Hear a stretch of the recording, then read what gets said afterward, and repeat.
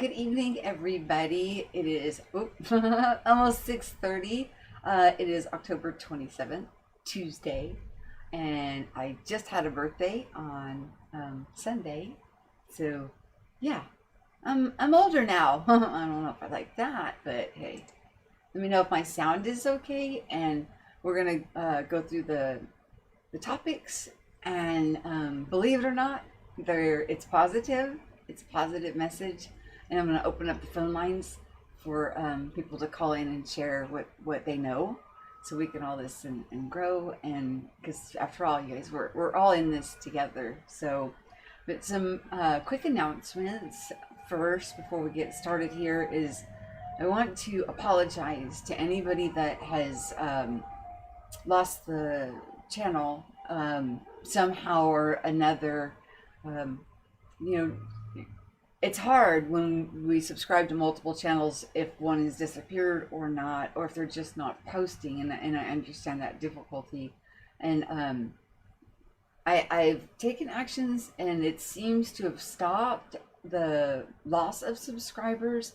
But for the ones, who have been dropped off, I sincerely apologize, and I will try the best that I can to try to notify people, so that way, if you've unsubscribed because you wanted to, that's because you made a conscious choice. But if you've been knocked off for any other reason, just so that way you have the opportunity to subscribe back, or at least know that you've been removed for some reason or another. So YouTube is looking into it. Something, glitches happen, things happen, and we'll just move forward from there. And even with notifications and things like that, sometimes we need to make sure that we're making sure our notification bells are set, because I'm no longer getting notified when Preliminal or Dead GBK put up a post, and I'm a regular watcher of theirs. Now I get them on my feed, thank goodness. So I find them there, and then I'll re-click the notification bell again. So, in hopes that it'll show up under that bell. That's convenient. That's where I want, I check there first. It's easy. So tonight's topic is, how's the sound? Everything sound good? Oh, thank you very much, the GPK, for the happy birthday. So the sound is good and all that, great. Okay, our topic is Morning Star, Man of Sin, and Spiritual Law.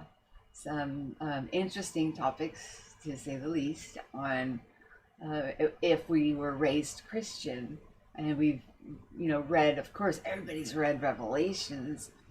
And when John the Divine is having his revelations, it's pretty, eye-opening to understand what's going on there. When the man of sin is revealed and things like that. But let's start with the morning star. What do you guys think the morning star is? I'll give you guys a few minutes to put in your answer on what you think that the morning star is, what the representation, the physical representation of the morning star is. And then I'm going to pull up a slide, and I'm going to show you what the morning star is. And it's pretty amazing. It's really, really amazing when we find out what it actually is compared to. I mean, I used to look for a star. I used to look for the first star, that would shine brightly in the morning. And then I had the reveal of, wait, what am I looking for? It's something that shines all day long. There's your hint. So what do you guys think? What do you think that the morning star is? I know that it was given to, or Lucifer was called the bright morning star, and then Jesus is called the bright and morning star now. But it is actually, there's a physical representation of what this bright morning star that is ever faithful. It's always there, day in and day out, very visible for us to see. That's all the hints I'm going to give you. So come on, you guys, type in some guesstimations of what you think the bright and morning star actually represents. And while you're doing that, I'm going to go ahead and pull up the slide and just give it away.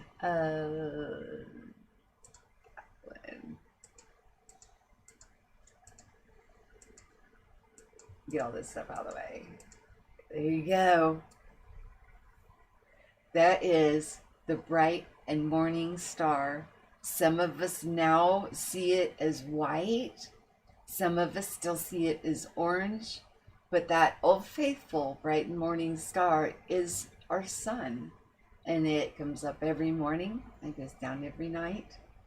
And it's the greater light to rule the day, and the lesser light to rule the night. So that revelation came, and then I did research, and I found out, oh my goodness, it's the sun.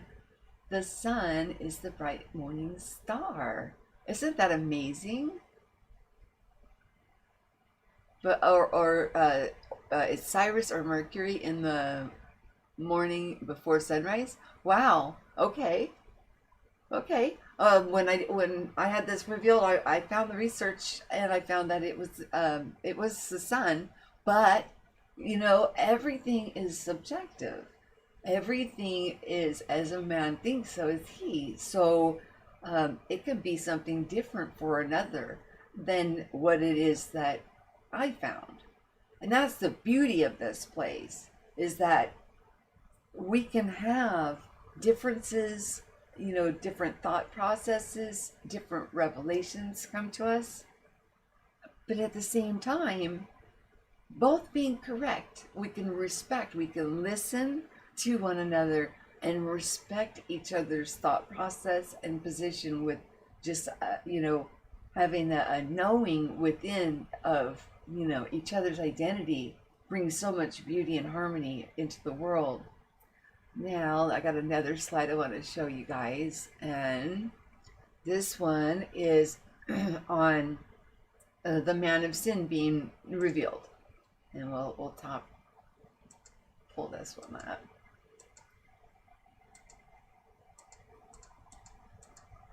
And while you guys are looking at that, I'm going to pull that other one down below. Yeah, okay. So here we're looking at an angel, half light, half dark, half red, half blue, or half white, however you want to look, perceive it. But the man of sin standing in the holy place. What is your body called? Your body's your temple. And when we come to, when we're going through the revelations and the man of sin is revealed, it's actually an eye-opening process. It's the eye-opening process of the recognition that the man of sin is our doubt, and it's our confusion. And we begin to recognize, whether we're doing harm to another being, or if we're actually enhancing life experiences along with, with the introspection we're doing. That revelation comes, and so do a lot of our amazing gifts come back into our remembrance. Remember, this place is a mirror. We reflect out. What is reflecting out around us that we see is from within. What's going on inside of us reflects out in our surroundings. And I don't know how many times I say it just about every post I make. Sky Watchers do a tremendous job of revealing that what is going on within is reflected out in their surroundings. When it's just them, we see the beauty of just them. But we also, sometimes when they're around other people, we see the mix, because the quantum level, we're all one, but on the quantum level, we are entangled. So when you're around other people, or other people are, within our scope, that will affect what we are seeing around us. It is absolutely a beautiful and profound understanding. And when we see the man of sin being revealed in the holy place, which is our temple, we're having a huge revelation. And not only is it a revelation, we also come to the understanding that the only person that we have any right with, free will, that is a gift that's given to all of us, that we have the right to only change ourselves. That's the power that was bestowed upon us. We're not to change other people or want other people to change to conform to the way we think or judge one another in any respect. We don't have that right. We have been given free will to discern, but we're not to judge another. And when we're introspecting and this revelation comes, it's beautiful, because then we know, wait a minute, it was my error in thinking, it was my heart condition.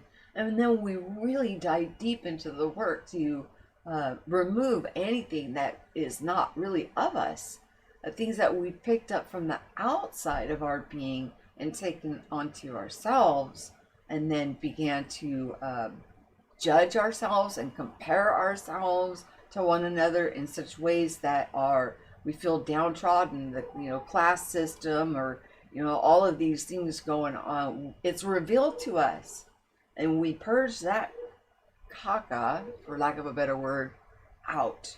We get it out. It doesn't belong in us. It's not part of us, and that's why it's a huge revelation.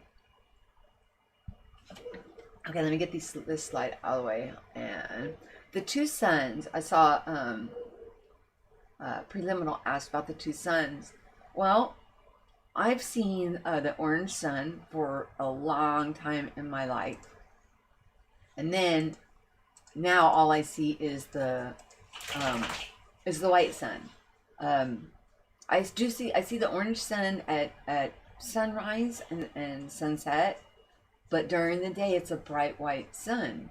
I don't know. I remember I shared with you guys that dream. Well, it was like an out-of-body experience. I traveled in my Merkaba, and I went to this place, and I walked around this field, and when I looked up into the sky, I saw 3 suns. 2 of them were orange, and 1 was bright white.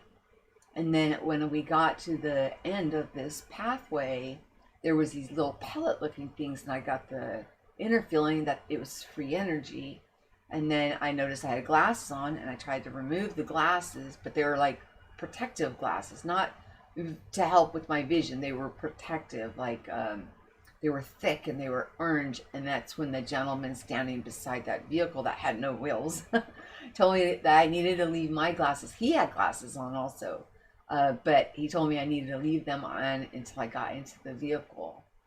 So I've seen them in when we travel in our Merkaba.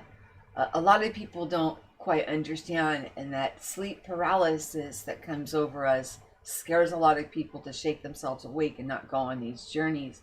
But when that feeling comes over us, it is our Merkaba, and it oscillates. It's like 2 triangles, one up, one down, but they kind of meet, like the Star of David, but they oscillate opposite directions very fast, and there's an inner energetic feel that we get, and it makes us feel like we can't move our body, but it's so much energy that's going into that, and shoo, we travel off and we see some pretty amazing things.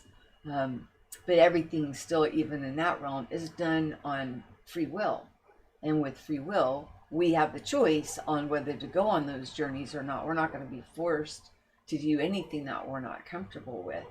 What I'm going to do now is I'm going to turn the phones on real quick, and I'll turn the sound on in just a second, so you don't have to hear the ring-a-ding, because I want people to conference by Dialpad. Well, thank you for welcoming me. It's welcoming me. Okay, let me set it up right. And there we go. Okay, and pull the phone number up for you guys. And the last topic we're going to talk about is spiritual law, and getting an understanding of spiritual law, and why. Let me pull the phone number up real quick. Why spiritual law really is not condemning. It really is not. When duality came into place, good, evil, judging things, whether it be from mankind deciding that we wanted to expand, and experience something different. And if we remember back then, there was no death. So There's no telling how long these people lived prior to introducing and discussing with one another to have such an experience. But in the meantime, they had children, and if you're going to live to 1,000 years old, imagine how many children you could have. And the children will be born into a system like this. And when they're born into a system like this, then they don't know any different. So they then start to react to the projection. And then instead of realizing that it's a mirror reflection, they begin their response, which starts this cycle.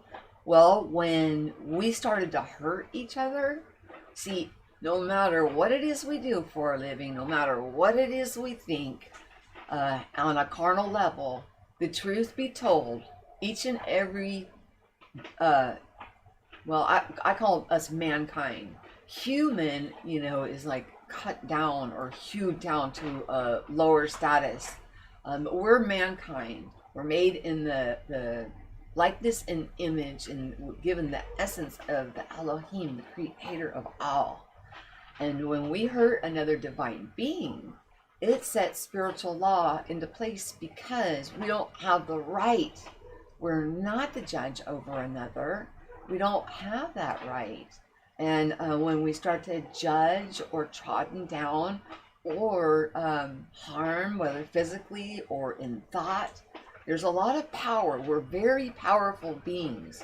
And coming to the understanding how much power we each hold, we start taking more care on what we say to other people and how we treat other people. Because we see that all things, each of us, each and every single one of us, are loved unconditionally. The Creator is not a respecter of persons. Loves each of us unconditionally. And also, all things are equal, and spiritual law will make things equal. Whether, am I in there? Okay, good. I'm going to go over where I can see the chat. So, with us being equal, when we harmed another sovereign, free will, divine being, spiritual law came into place to make things all back balanced again. And all of the spiritual laws are not bad. The one that we need to take care on is reaping what we sow. If we sow out harm to another, we'll reap it back. Because if we thought about it, and we spoke about it, and then we did something, some kind of an action against another divine being, that's three things I listed off. So there would be, you would get it back, you would reap it back 3 times back to oneself. And so when we understand that law, it really makes a lot of sense. And all things being equal, we should treat each other as the divine, unique being, all adding to this body. We're all one body. In the Bible, it talks of us as being one body in Christ.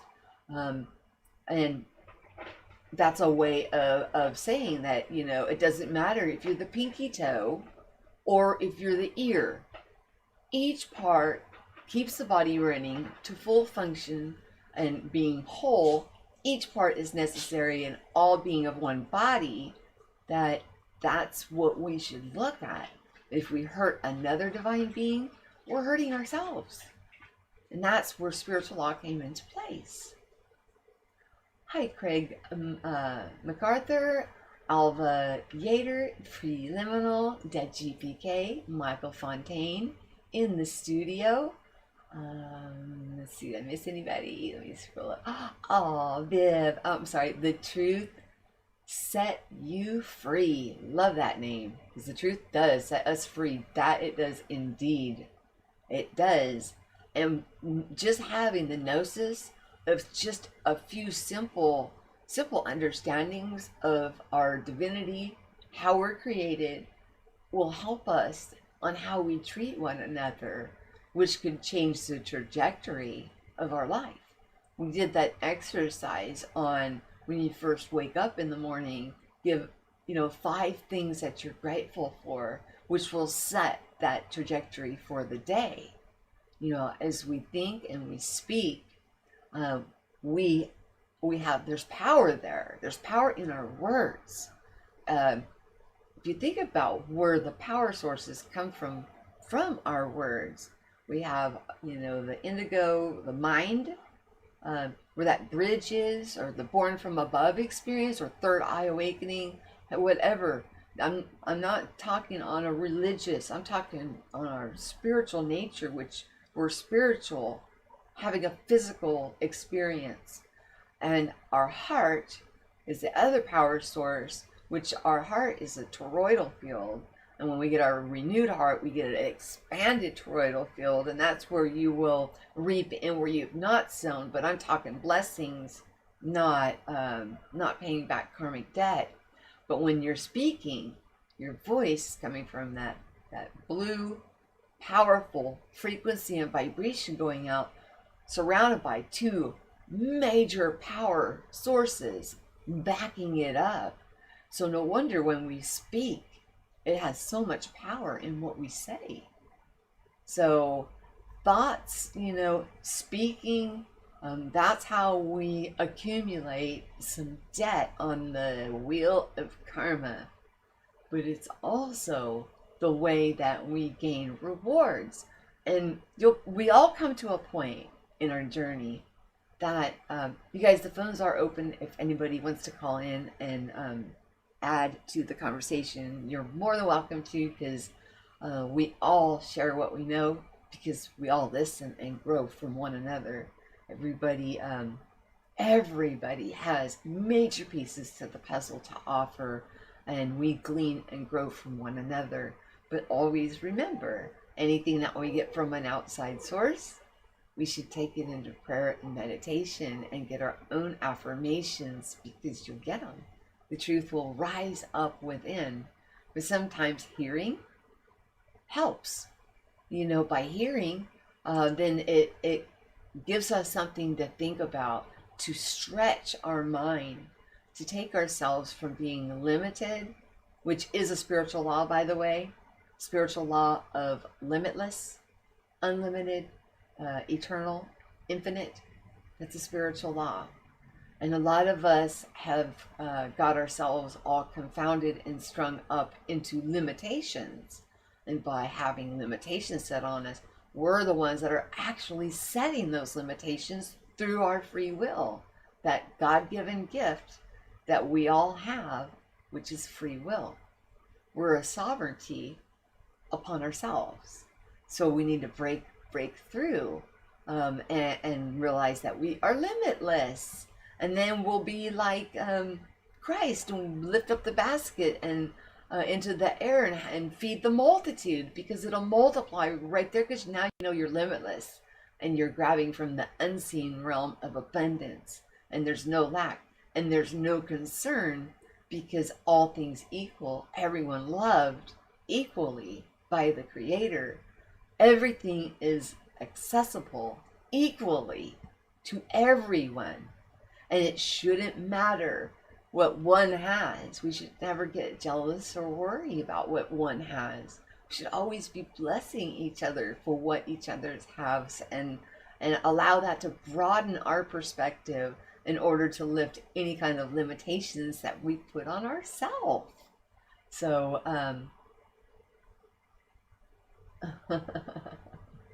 was it somebody else's birthday too?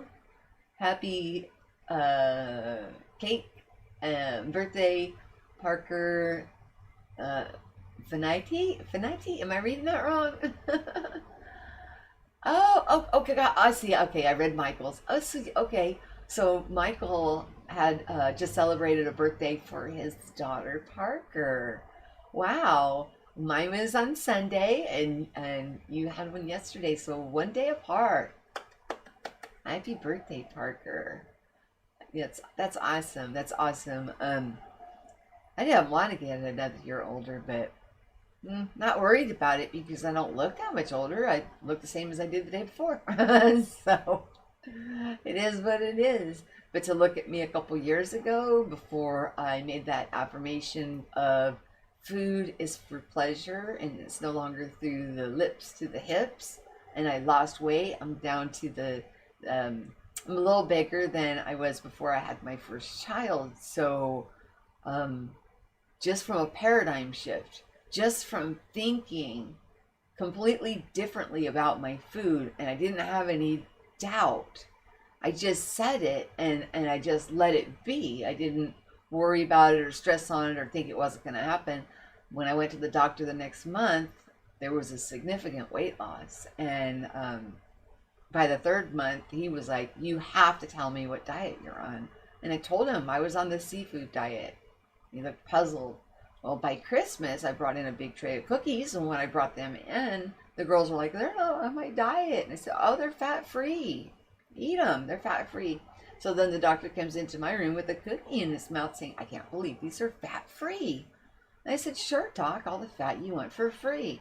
And then he insisted on knowing what this seafood diet that I was on, was all about, because I was dropping weight just about every appointment, which I was having heart problems. And he told me I had to lose weight, had to.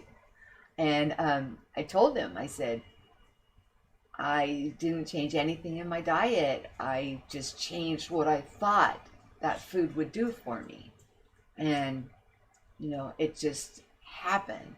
So he's got the medical records to prove it, and he was pretty shocked.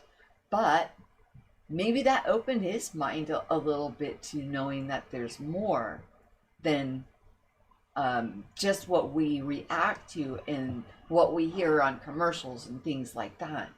The power is held within each of us as sovereign, unique, beautifully made, wonderful beings.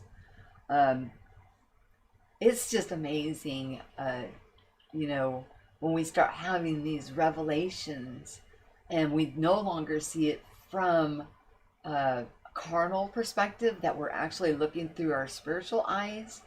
Even the Bible reads different. Everybody in the carnal perception of things, they're waiting for a man of sin to be standing in a temple somewhere.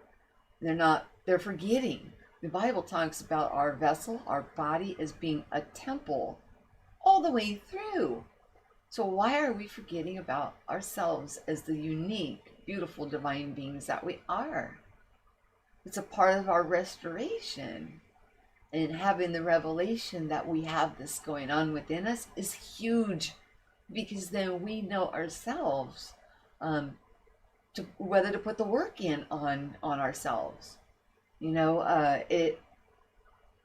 It's introspection. And when we see that there's error in our programming, we then can acknowledge it and remove it. We have that power. It's us. It's always been us, you guys. It's always been us. And the sun, being called the sun, it can, it's S-U-N to us, but S-O-N, it was given over, I was raised Christian, so it was given over to Yeshua, to Christ Jesus. And so he's got the honor of the sun now. He's the bright morning star. He took the position of Lucifer. So, and he's also referred to as the second Adam. And if we think about, being the second Adam, well, that the first that were here decided, well, maybe we want to expand. Now, I'm not telling you guys this is a fact. I'm saying always introspect. This part here, I'm just, giving an opinion on it. That we decided we wanted to experience something. We discussed it amongst each other and decided to go, get in on it. And we created something to experience, because we had not yet known anything about lack, suffering, pain, any of that. And that's why, it even says in Genesis 2, which is like a second creation story, where the woman will have pain in childbirth. Well, before that, there was no pain. We didn't know anything about it. So it kind of, the story is there. The history's there if we read with our spiritual eyes. At least that's how I find it. I find it to be a completely different content and Hey babe, you want to put her in the house so she doesn't bark into the mic and hurt people's heels? Alright, if you're gonna, are you gonna be quiet, girly? Probably not. Do angels prevent time travelers? I, from my experience with traveling in the out of body with the where I would have the sleep paralysis and things like that, I haven't been prevented from going anywhere. My Merkaba just starts to swirl, and I'm taken, and I go, and I see, I perceive, I take part, and I get to take back whatever it is that I have on that journey. When I wake up, I remember it in perfect detail as it happened. The only thing that is a strange anomaly with it is since the accident in 2008, it usually takes me 30 to 45 minutes to finally fall asleep. One of the journeys I went on, I felt it was middle of the day, and all of a sudden I just felt super tired. As soon as my head hit the pillow, I was gone. And from my perspective, I was gone for hours and hours. As I shared the one earlier where I saw the 3 suns, I also saw, seen in the sky, the 7 translucent looking earths. They weren't oscillating, but it was like the outline of them, and my gosh, they were so beautiful. And then there I was walking around a wheat crop, with a group of people. That walk itself was a couple hours, and then having the conversation and everything with that. And then, but when I came back and I woke up, I heard the buzzing from within and in my ears still, and it had only been 15 minutes. So I think time is also part of the illusion, the construct that we've put together in order. So and there's a purpose for having set up time, so that way we can make appointments to meet each other and things like that, especially in the state of awareness that we are dealing with this at this moment. But I do think, even with like empathic people, when you can feel everybody's energy around you, and then you get your next portion, you're able to pull it back in. Then you're able to read people's thoughts and intentions, that there's going to come a time where it's not going to be through, we can speak using our mouth if we want to, but we can speak through thought. But for now, I pull that all back in because I don't want to encroach on anybody's sovereignty. And most people who walk with empathy open back up into their awareness, as soon as they're able, they do pull it back and kind of like don't link into that ether realm of many voices, because it's confusing and it's hard to function when you're connecting with everybody around you, even at the grocery store, and you can hear their thoughts, and it's like so we get the option to block ourselves away from that. We have so much, and everybody nobody is left out of this. Nobody. And Christ talked about this when he was able to hear the thoughts and intentions of when he was talking to the religious people of that day. He could hear their thoughts and intentions. So these are not new things for us.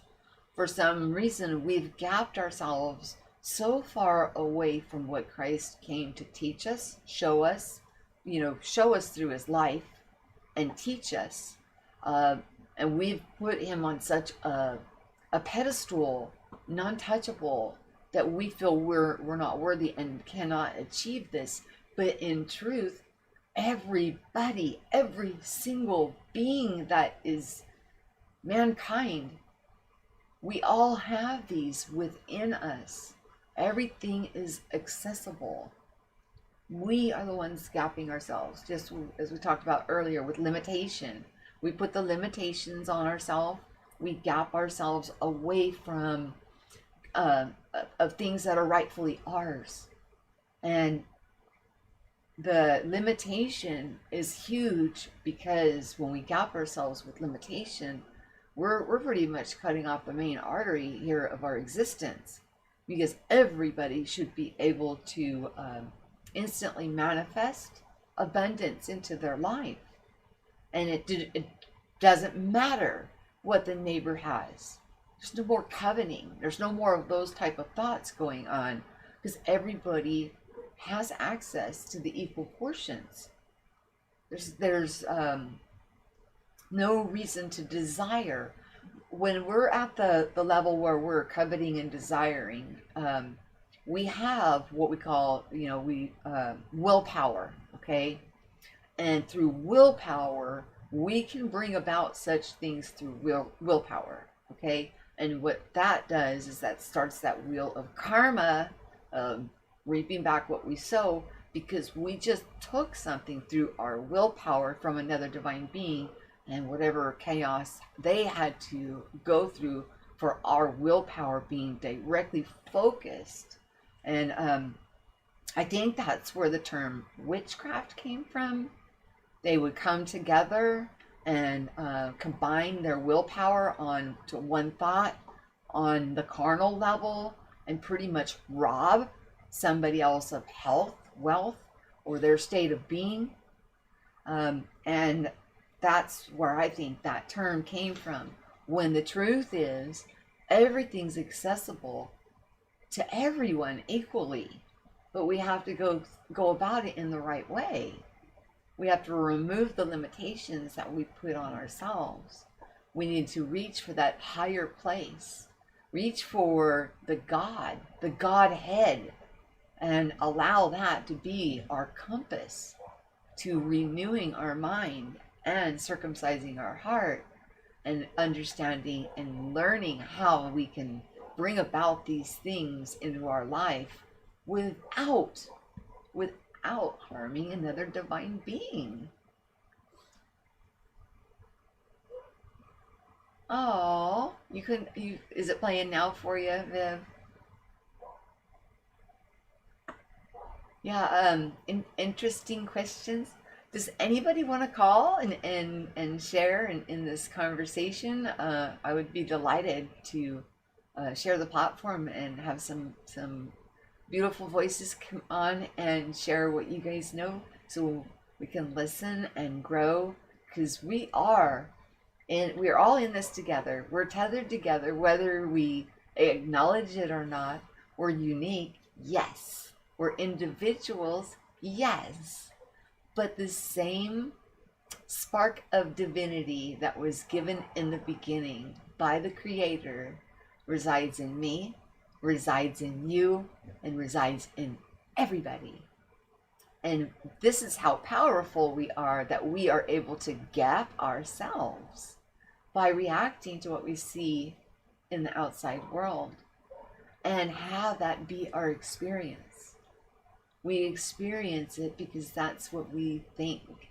As a man thinketh, so shall he be. Right?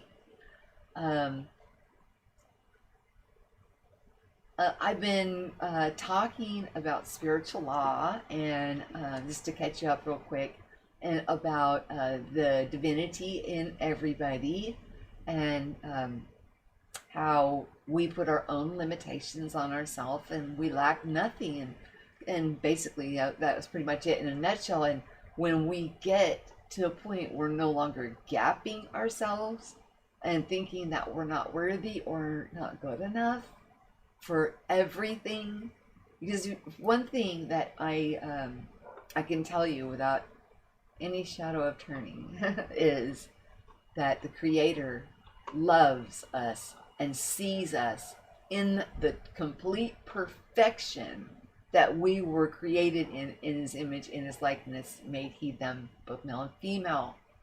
We were given not just the breath of life, but we were given a piece of God to reside within us.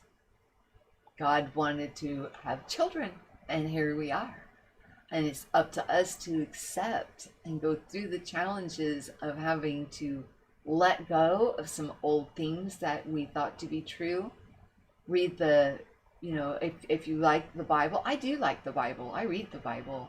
If we want to understand ourselves, read it with your spiritual eyes, and then you'll see things in a completely different way.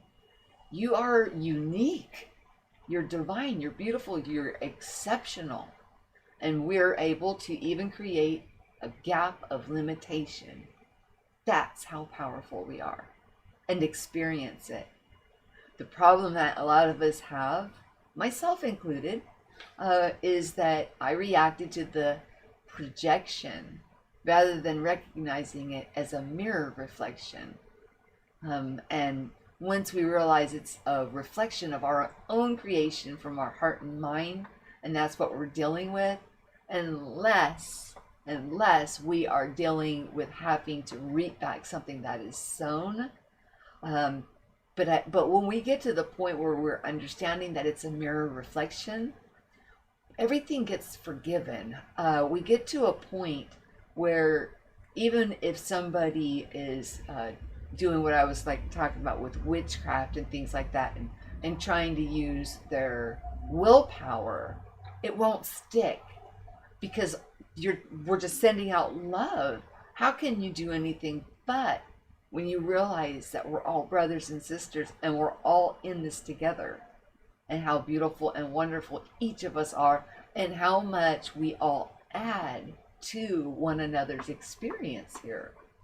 So then we project that out of us. So anything that comes directed at us from another kind of a thought form or something, it bounces back. And if they thought about it, spoke about it, and then acted on it, it'll bounce back to them multiplied.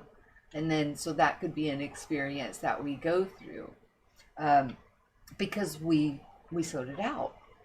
But other than that, and like I said, we can clear out that balance sheet.